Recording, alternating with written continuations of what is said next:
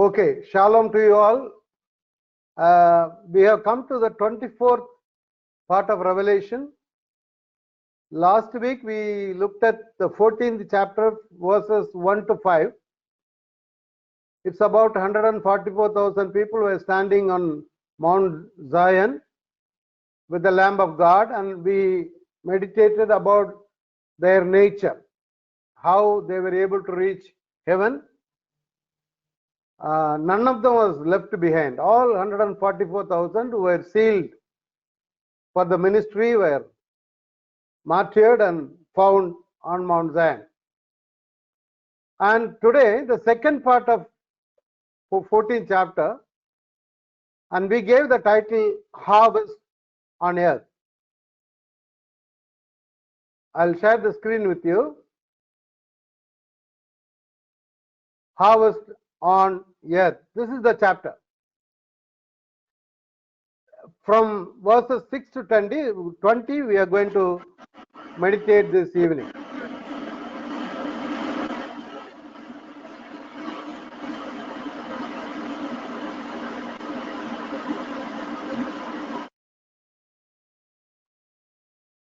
Harvest on Earth. As usual, I'll read the verses, chapter from 14th chapter. And I saw another angel in mid-heaven. You see, in this, from verses 6 to 20, there are about 7 angels found in this chapter.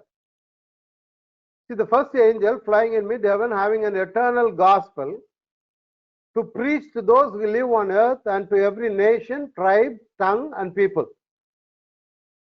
The content of the message was, fear God and give him glory, because the hour of his judgment has come. Worship him who made the heaven and the earth and sea and springs of waters. Second angel, another angel, a second one, followed saying, fallen, fallen, Babylon is fallen. Third angel, verse 9. Then another angel, third one, followed them saying with a loud voice, if anyone worships the beast and his image and receives the mark on his forehead or on his hand, he also will drink of the wine of the wrath of God, which is mixed in full strength in the cup of his anger. Let me go to next verse, 11th one. And the smoke of their torment goes up forever and ever. They have no rest day and night, those who worship the beast and his image, and whoever receives the mark of his name. Here is the perseverance of the saints who keep the commandments of God and their faith in Jesus. And I heard a voice from heaven saying, see, I have included this voice as if it's an angel's voice. With that, including this one, is a seventh like that.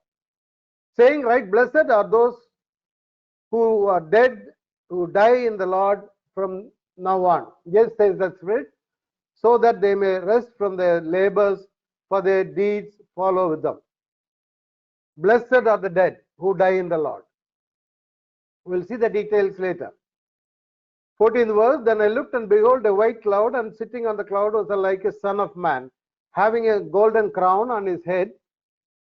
See, once he had a crown made of thorns, now he's got a golden crown and a sharp sickle in his hand.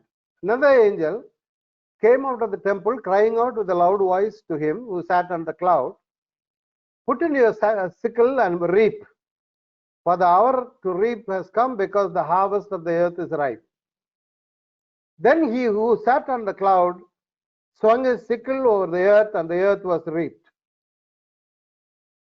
Now 17th verse, and another angel came out of the temple which is in heaven, and also had a sharp sickle. Then another angel, the one who has power over fire, came out from the altar, and he called with a loud voice to him who had the sharp sickle, saying, put in your sharp sickle and gather the clusters from the vine of the earth, because her grapes are ripe. 19th verse. So the angel swung his sickle to the earth and gathered the clusters from the vine of the earth and threw them into the great winepress of the wrath of God. And the winepress was trodden outside the city, and blood came out from the winepress up to the horses' bridles for a distance of 200 miles. See, as I told you, there are about 7 angels found in these verses. You see, the 7 angels, starting with the first angel, 6th verse, I saw another angel flying in mid-heaven, and he is having an eternal gospel. You see, having an eternal gospel to preach to those who live on the earth, to every nation, tribe, tongue, and people. See, this is an eternal gospel. Why the eternal gospel is being preached here? You know very much aware that 11th chapter already 2 witnesses were sharing the witness. They were also sharing gospel there. Now here, God is sending an angel to warn, to prepare the people to be found in his kingdom. That's the main ultimate aim of his, this eternal gospel. God will not do anything without giving a warning to the tribe, people, nation, and the tongue, every individual all over the world, from 4 corners of the earth. He is preparing them. He doesn't want people to perish. That is the aim. That is the aim of God. He is unhappy because he came and gave his life for us so that every mankind should be saved, should be redeemed, should be found in his banquet hall on the day of his wedding. So he is proclaiming the eternal gospel, the end time events. He is giving the final warning. What was the warning? And he said with a loud voice, fear God. You see, why he is telling fear God? Because there are some other people who are not fearing God. They were fearing the Antichrist and the beast and false prophet. So they had the mark of the evil trinity, unholy trinity, because they were afraid of death. See, many people have the fear of death. If somebody comes and shows a knife and says that I'll kill you if you don't surrender to my religion, so they have the fear of death. But those who have trust in the Lord Jesus Christ will not have the fear of death. Death will take us to another level. That is the meaning of death in Christianity. So he's telling, fear God, don't fear about these people and give him alone glory. Whereas these people were giving glory to the unholy trinity. They were marveled at the way the statue spoke. They were surprised. They were wondering. And is moreover, fear God, give him glory, because the hour of judgment has come. It is coming to an end. So before even from Noah's time, before Noah, Enoch was preaching gospel. Every now and then God was sending prophets after prophets, preachers after preachers, warning people. This study also is a warning to people, to prepare them. Don't get lost. Don't surrender to the evil trinity. You will be lost. You will be burnt to death. Not only that, you will suffer unending punishment, the punishment that never ends. You see, so he is giving the warning that his judgment has come. Worship him who made the heaven and the earth and sea and springs of waters. Why? These groups who had the mark of the evil trinity, they were worshipping the statues. In Revelation 9, if you see Revelation 9:12, once again, Revelation 9th chapter,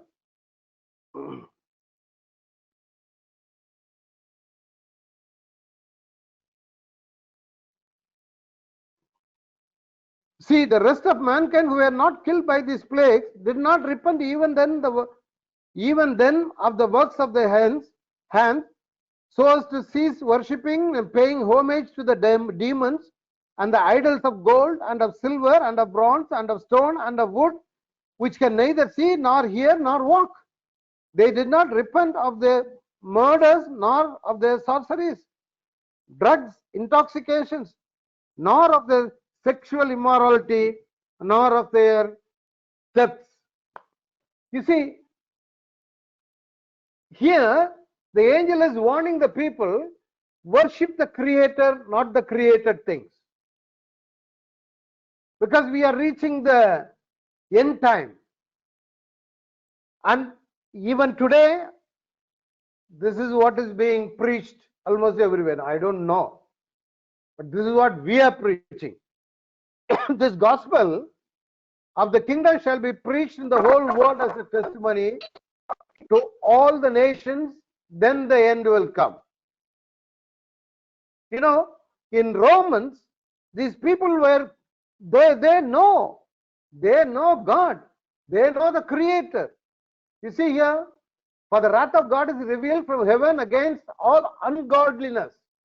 See, the wrath of God is important, not the death. People have the fear of death. That is not a big issue here. Once again, there is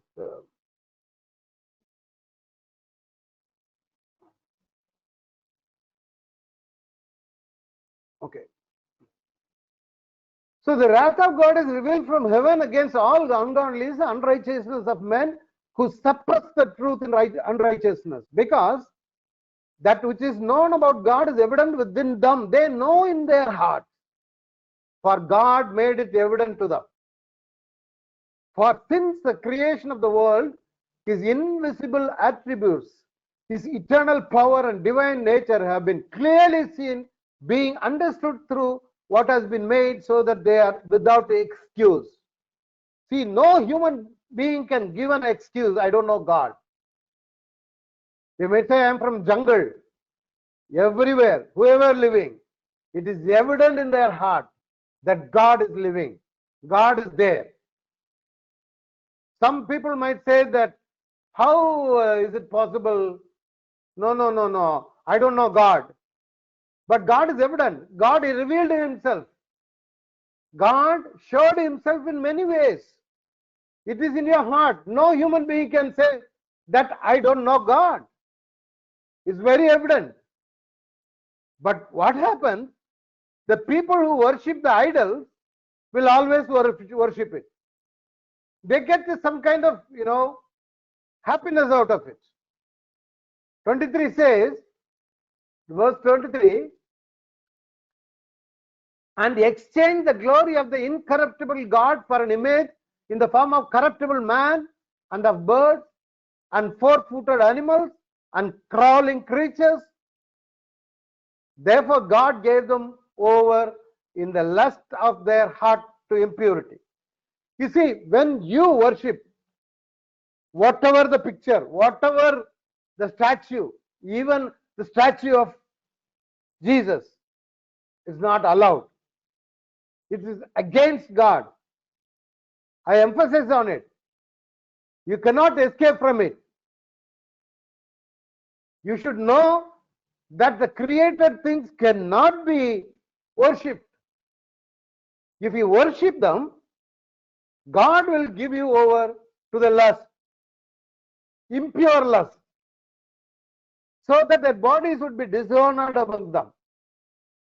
For they exchange the truth of God for a lie and worship and serve the creature rather than the Creator, who is blessed forever. Amen. Dear children of God, this is the eternal gospel. Don't worship any created things, whatever it may be. Don't stand before a statue. Even in many Christian churches, there are fortress churches, people go there and light candles and worship. It's an abomination to the Lord. It's a horrible thing to the Lord. He doesn't like it. Our God, we need to worship Him in truth and in spirit. Then this is the first angel, eternal gospel. He gives the warning, the last warning. Throughout Revelation, you find the warning every now and then. 144,000 are preaching there. And another angel, a second one, followed saying, second angel now. You see, fallen is Babylon the Great. She who has made all the nations drink of the wine of the passion of her immorality. You see, Babylon is the group, this belongs to this evil unholy trinity. Satan, Antichrist, and the false prophet. And Babylon, when we learn about Babylon, when you go to chapter 17 and 18, we will look into that in detail about Babylon and its nature. There are two kinds of Babylon. One is the religious Babylon, the other one is the commercial Babylon. It will be controlled by the evil group. And she makes, whenever the evil things are happening in the world, I used to smoke, drink and all that. If I tell my friend that I am not going to drink anymore or smoke anymore, those times, I'm talking about my world life. Immediately the friends will come and force you. No. You take one more puff. You take. They force you. This is what evil Satan will do. Those who worship him, those who carried the mark on their forehead or right hand. He wants these people to worship him. Worship means to serve him. See, when you carry the mark, you might say that I'm just standing before a statue so that I can focus my mind. Nothing doing. When you stand before a statue, you are serving to Satan. Remember it. Even if it is Jesus Christ statue, even if it is mother and son, Mary and son, you are indirectly serving the satanic group. Remember this. And the Babylon will have religious and commercial Babylon. In 17th chapter, few verses I will share with you here. 17:4 in Revelation. The woman was clothed in purple and scarlet and adorned with gold and precious stones and pearls, having in her hand a gold cup full of abominations and of the unclean things of her immorality. Once again, there is a line here.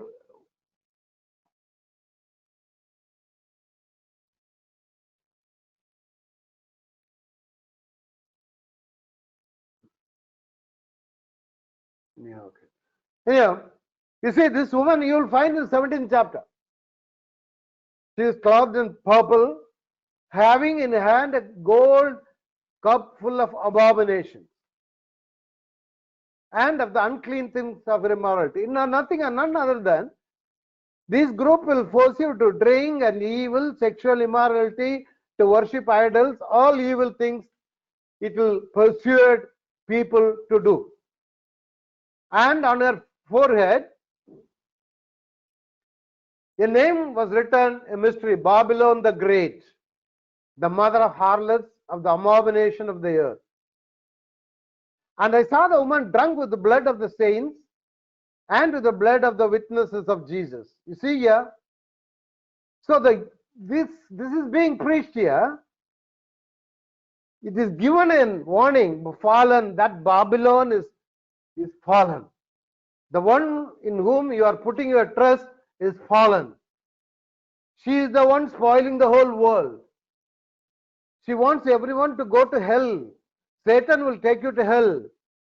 But the doomsday is nearing. That's the warning is being given through this angel here. And another angel, third angel,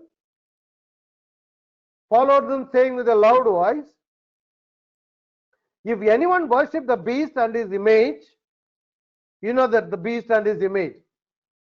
almost like this.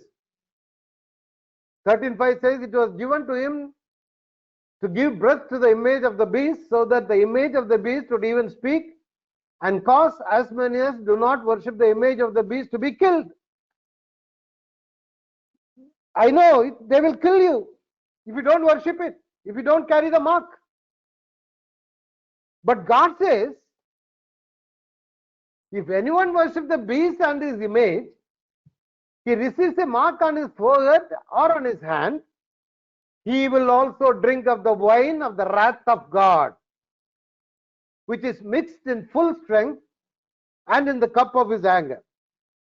See, dear children of God, there, Babylon, the harlot, she made you to drink the immorality, to do the evil things.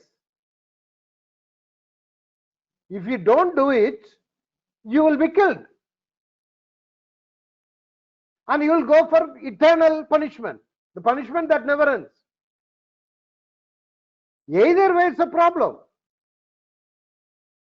If you don't worship Satan, you will go to eternal heaven to be with the Lord. The option is only two. Either worship the Creator or the created things. If you worship the created things, you may have to die, but you will have eternal life. You will have eternal fire. And if you worship the Creator, Satan will kill you, certainly, but you will have eternal life.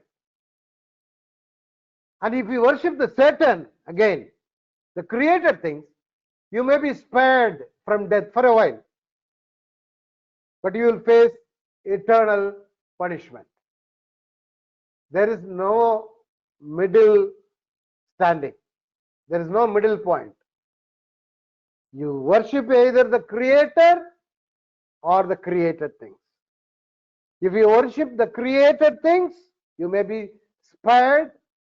Your life may be spared for a while. You may have to face death, but you will end up in gnashing of teeth. You know, the place where all the evils are there. Abusos. If you worship the Creator, Satan may kill you, but you will end up in heaven, rejoicing with the Lord on Mount Zion, standing with the Lamb of God. The torment is too much. God hates to torment people. God hates hell. God does not want to send people to hell. But he has to, he is forced to do it. He will be tormented with fire and brimstone in the presence of the holy angels and the presence of the Lamb. See, everything happens right in front of his eyes. He will not be a gracious God at that time. Grace will be gone. The final warning tone. See, some people hate hellfire preachers. We need to warn people. God said, if your life is taken today, where will you spend your eternity? That's the question placed before us. If you have the mark, this is what happens.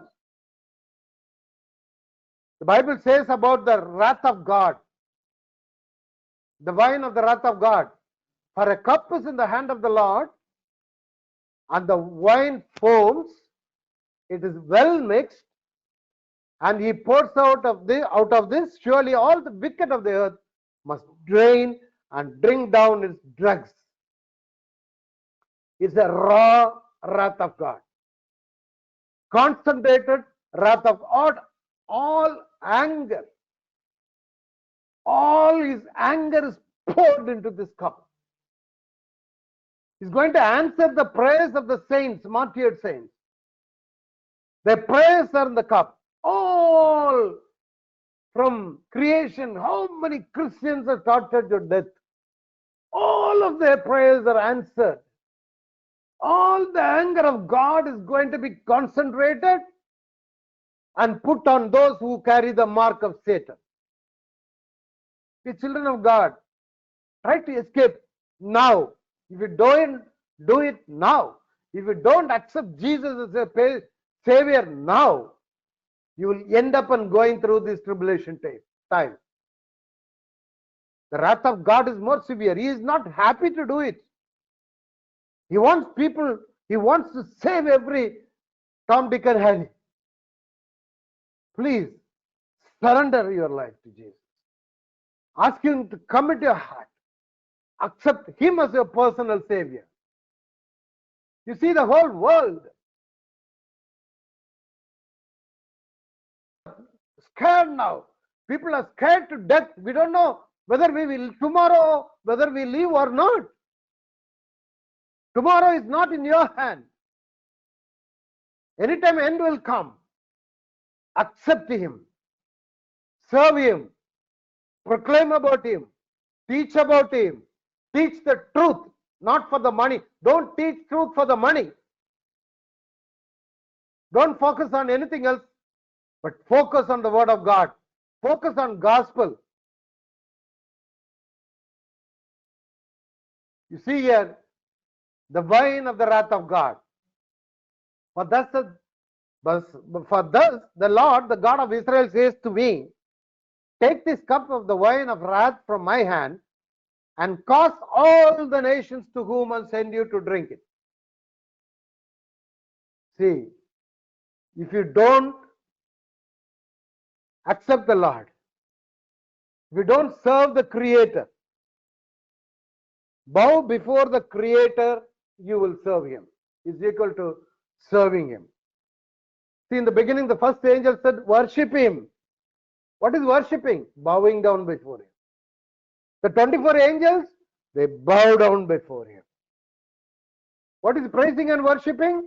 You are praising God for what he is. And you are worshipping God for what you are. When you look at God, Jesus, oh Lord, I am nothing. I worship you, Lord. When you worship, it's equal to serving God. He's calling you to serve the Lord. See, because the wrath is so severe that in the 16th chapter, see, 16th is fourth and 15th is getting ready. One of the four living creatures gave the seven angels 7 golden bowls.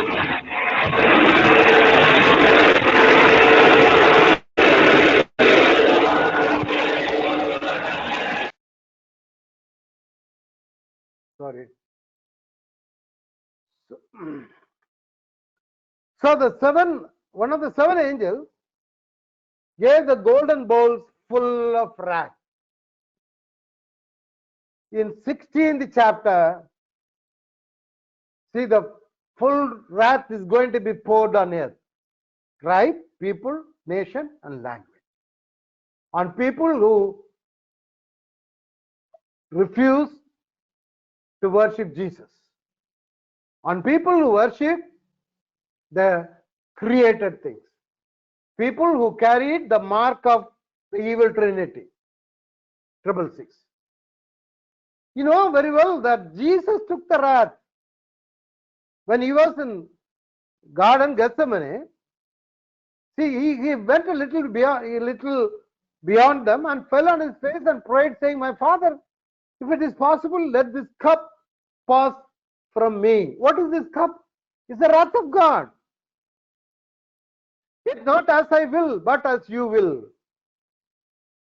He prayed to the Lord, let it go away from my hand. But he realized it is important that he had to drink the wrath of God so that we are spared from the anger of God. God did everything for you. He took the wrath on himself. Why do you have to go through it? Are you scared of death? Death is nothing nowadays. We have come to the realization. We were thinking all this time that we will live forever. I'll build mansions, I will buy gold, I I will have everything, a locker, and I will go back and do everything. My dear children of God, we have come to the realization that we don't know tomorrow. We don't know tomorrow. I'm not scaring you. You see right around us. Every other day we are receiving messages. So and so is passed away. So and so is passed away. We never heard like this. Dear children, the wrath of God is very severe. He took on himself so that you will not have the wrath. Jesus willingly took the cup of the Father's wrath that we deserved. He took it. Here the enemies of Jesus have no choice. The cup is forced upon them. There is no choice. He has given the warning. He has given the eternal warning. The eternal gospel was told by the angel. So he had to force the cup upon them. Because he is a righteous God. He will not show grace at the end time. Those who worship the Antichrist and receive his mark will endure this wrath and indignation for eternity in hell. It will not just annihilate, burned up at God. We need to face it. This is the eternity, eternal punishment. And I heard a voice from fourth angel now, heaven saying, fourth angel, write, blessed are the dead who die in the Lord from now on. You see, now the point is the death. See, he knew very well. I've been talking about this death and death and death and death and death. I told you, I don't think that I'm scaring you. But he himself says, don't be scared of death. You are a blessed person, provided you die in the Lord. Blessed are the dead who die in the Lord from now on. If you face death without Christ in your heart, it's very pathetic. Yes, says the Spirit, so that they may rest from their labors, for their deeds follow with them. I want to spend some time in this. The children, death is nothing. It's a blessing for a Christian, for a person who has Christ, not for a person who has a cross on the neck, or who has a Bible verse on the wall, or a name, Moses, James. No. If you have Christ in your, see that whether you have Christ or you born again. If you die without Christ in your heart, without being born again, I make it very clear, without being crucified with Christ on the cross, and without being resurrected with Christ, you cannot meet heaven. You may have to drink the wrath of God. You may have to suffer forever. You will end up in lake of fire.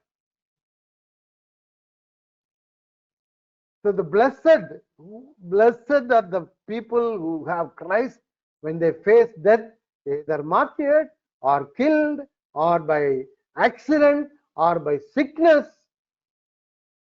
The moment we die here, the moment we close our eyes, we will open our eyes in heaven. That is the blessed assurance for us. We will see in 20th chapter that we are going to rule with him. We will be seated with him in 1,000 years rule. Not that you are reaching to heaven. There are many works to be done. We will be more active there.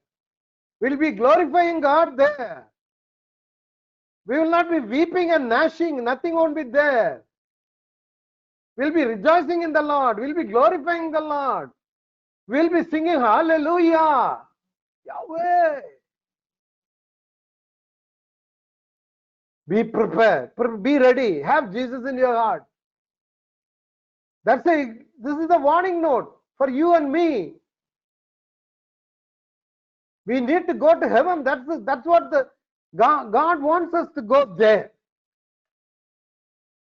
We need to rest from the labors.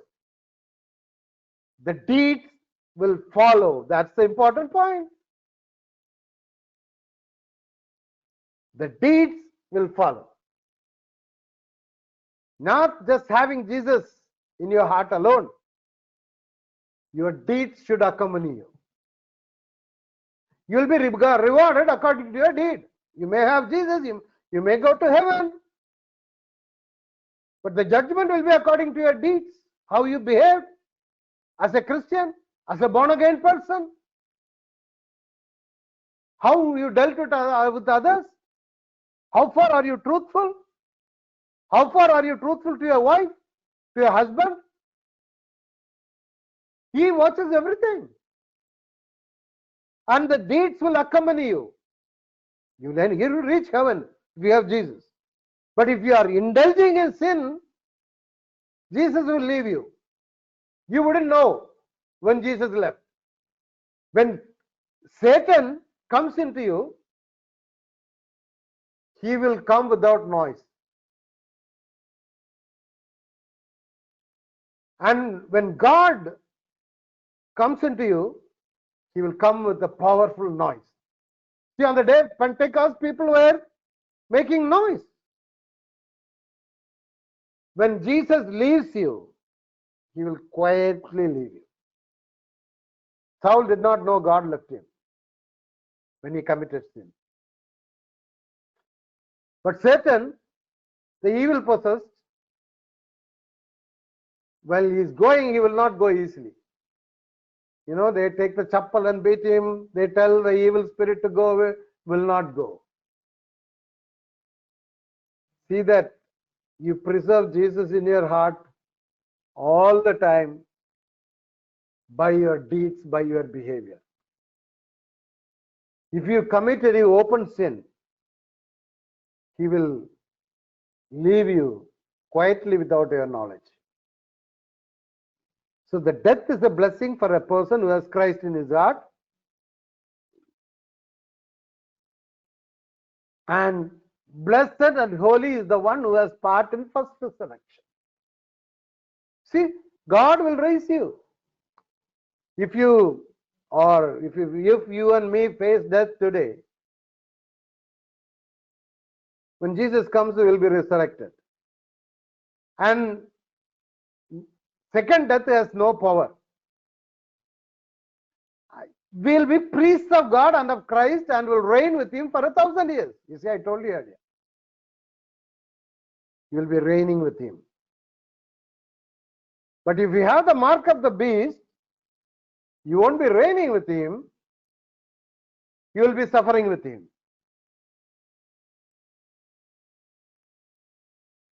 See, be of good courage. We are good of courage. I say and prefer rather to be absent from the body and to be at home with the Lord. That's encouragement for us. See, when death means, you need to know, be familiar with this topic. And I hope you will share with your beloved ones, children. Many churches will not preach this. Why is talking about death? Jesus himself spoke to us many times.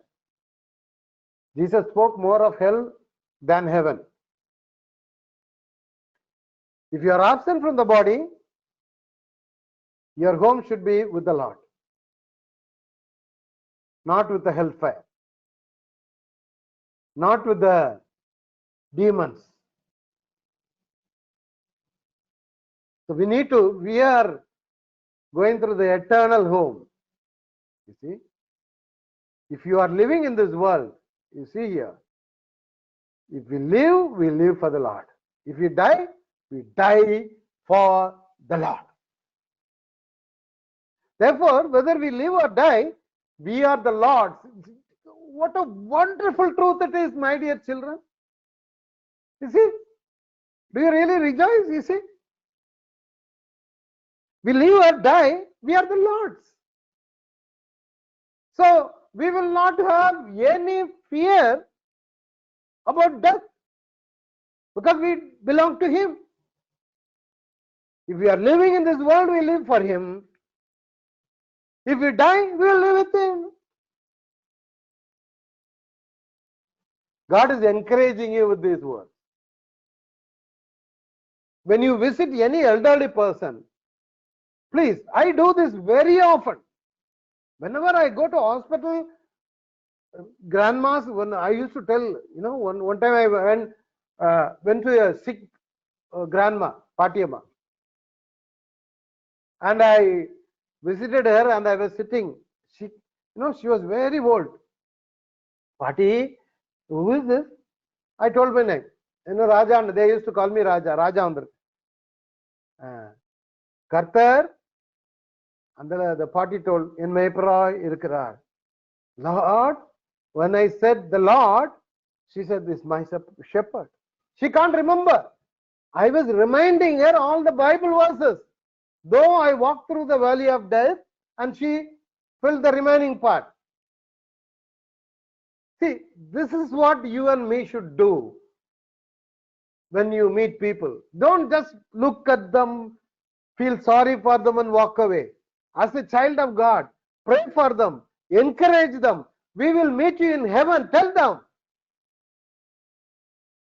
I asked one uncle, he said, I saw a young boy who was going to die with cancer.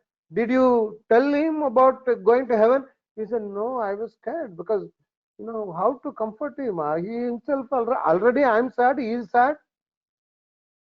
No. Death is nothing temporary. We are proceeding to our eternal home. You might think that how this brother is very happily preaching about death. That is the reality now. Are you living for the Lord? Then you will die for the Lord.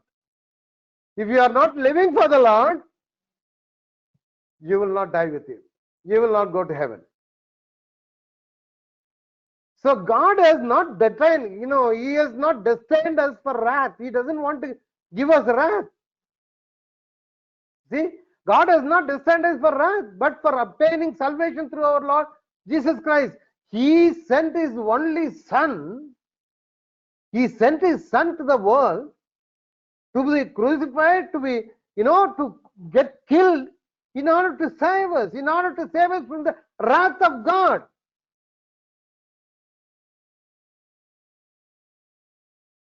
Do you think He is happy to pour the wrath of God on us? Who died for us so that whether we are awake or asleep, we will live together with Him. We are awake. See the verse. Whether you are awake, whether you are living in the world or asleep, we will live together with Him. That means what? You need to live together now. And then if you live now with Him, when you are asleep, that means when you die, you will be with Him. Now chapter 14, the verse. Then I looked, behold, the harvest is starting now. See, all this time the eternal salvation was given. The eternal gospel was given. And the end about the Babylon was revealed.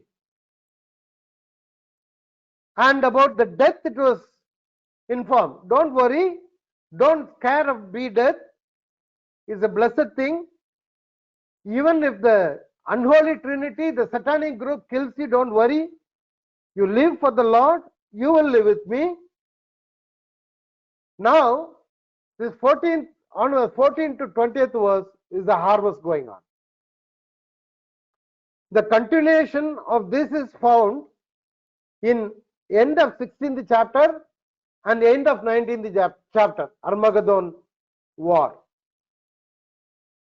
And then I looked, behold, a white cloud, and sitting on the cloud was one like the Son of Man, having golden crown on his head and a sharp sickle in his hand.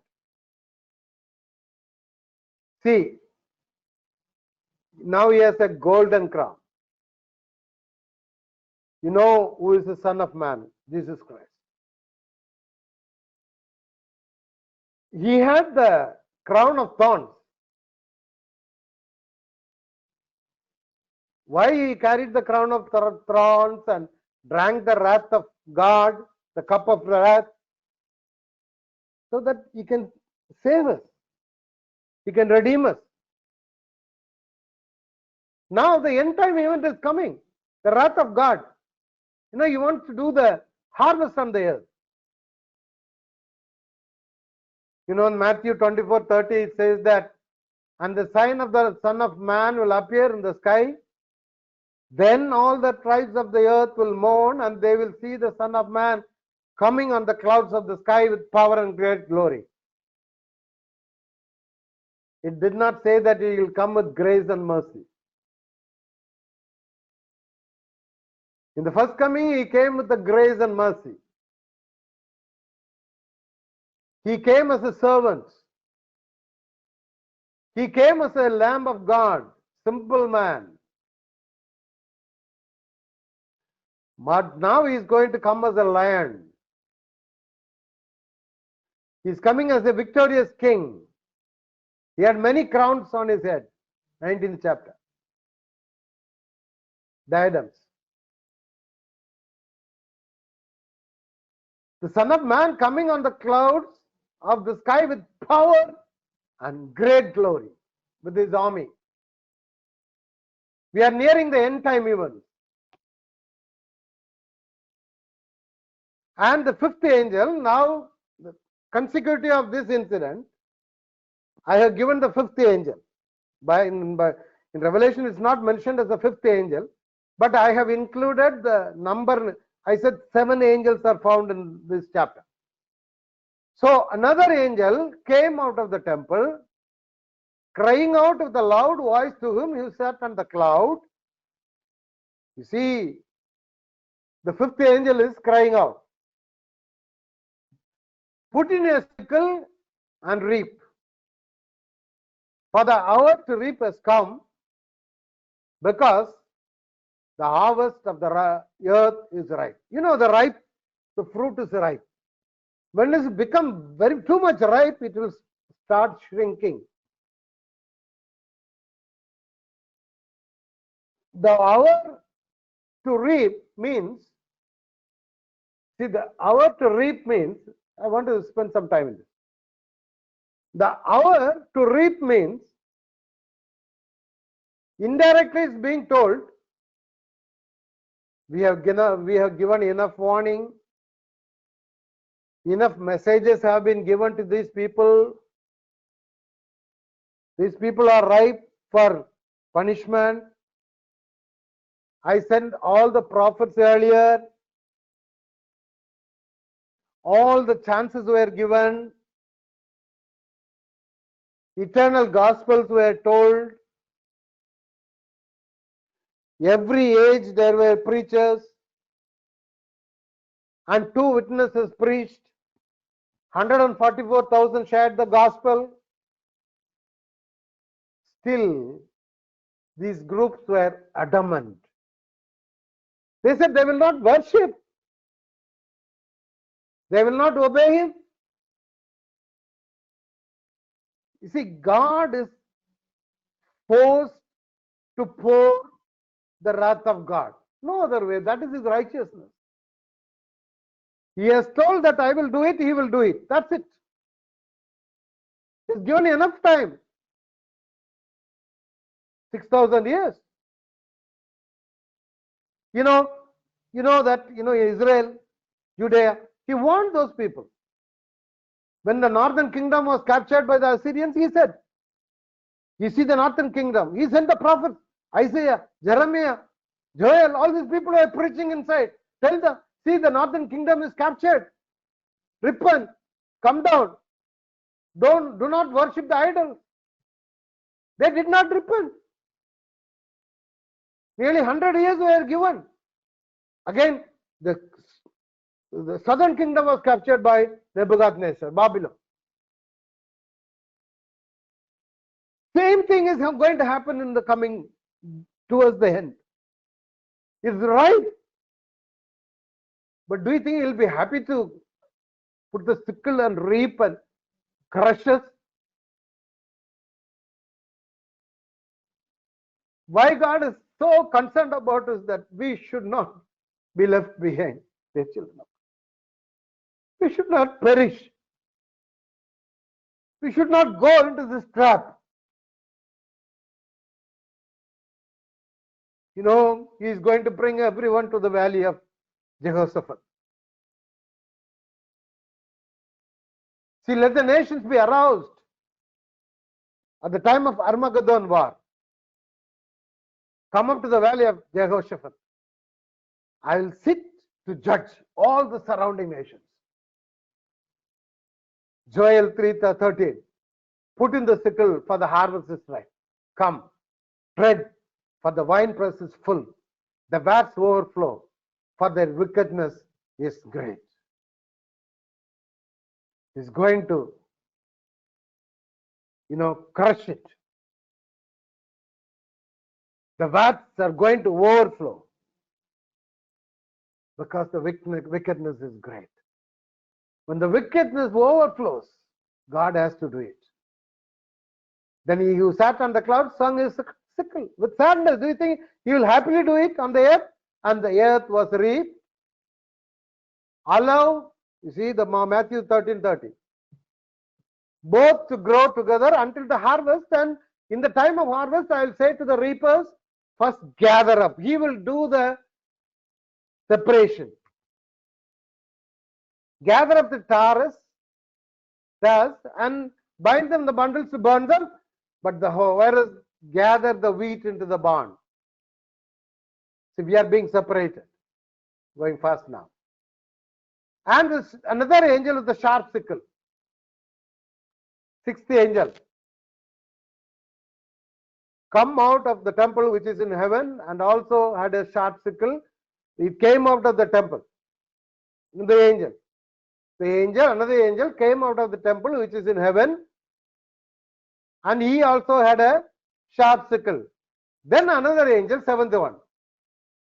The one who has power over the fire came out from the altar and called with a loud voice to him who had the sharp sickle, saying, put in your sharp sickle and gather the clusters from the vine of the earth, because her grapes are ripe. Once again the same thing. I told already about it. Harvest on earth. 19th verse, 20th verse. This is the sad part. And the winepress was trodden outside the city, and the blood came out from the winepress up to the horses' bridles for a distance of 200 miles. You know, God prophesied everything. It literally is going to happen. And the blood is going to flow. Isaiah 34, 2-3, the Lord's indignation is against all the nations, and his wrath is against all their enemies. He has utterly destroyed them. He has given them over to slaughter. And their slain will be thrown out, and their corpses will give up their stench, and the mountains will be drenched with their blood. See, it will be drenched. You see, the blood is going to flow everywhere. That is the end of Armageddon. This is the place, 200 miles. This is the place where the Armageddon war is going to happen. These are the names given. When we go to 16th and 19th chapter, we will learn about it. Har Megiddo, mountain. Har means mountain. Mountain Megiddo. From that only Har Megiddon. Up the burdles of the horses. See, this is the wine press in Lebanon. They normally, even today, for the good wine, they crush the grapes. Even Spain and everywhere they do like this with the bare foot and crush it. Same way, we are going to be, those who do not have Christ are going to be crushed, the wrath of God. I'll gather all the nations and bring down to the valley of Jehoshaphat. See, 14th verse, Joel 3:14. Multitudes in the valley of decision. For the day of the Lord is near in the valley of decision. When this is done for 200 miles, up to the, about, up to the horses, that height, I showed the picture, this level. Up to this level, the blood will be flowing. And you know what happened? Sheol from beneath is excited over you to meet you when you come. If there is an unbeliever, it says, Sheol, Gehenna, lake of fire, is excited over you to meet you when you come. He says, the hell will be so excited to meet you. It arouses you for the spirits of the dead, all the leaders of the earth. It raises all the kings of the nations from their thrones. Everyone will go. They all will respond and say to you, even you have been made weak as we. You have become like us. Your pomp and the music of your harps have been brought down to Sheol. Maggots are spread over you as bed. Beneath you, the insects, the worms are your bed sheet. Next, we will go into the 15th chapter. I'll want to give you as a warning. Where is your destination? Where are you going? Where are you traveling? Are you going to heaven or hell? Somebody is waiting to, he is excited to receive you. But at the same time in heaven, Jesus is there with the open hand. He wants to receive you. He wants to give you all the happiness. He wants to feed you, take you through green pastures. He wants to give you living waters where your thirst will be quenched. Let's pray. Father, you told me, you revealed me what you want me to preach. I have done my part, Lord. I pray for those who are listening to this message. If they have not received the Lord Jesus Christ, let them open their hearts and receive you as their personal Savior, so that they will live for you and they'll be living with you when they die, Father. Whether they live or die, they have to be with you, Lord. Thank you for the comforting verses you have given. I bless every individual who has taken part today. Meet their needs. There may be a lot of questions. They may be in need of certain things. I pray that you will fulfill their needs. From their sickness, heal them. Give them the peace of mind which you promised. No one can steal it. I bless every individual in the name of Jesus. In Jesus' name I pray. Amen. Thank you.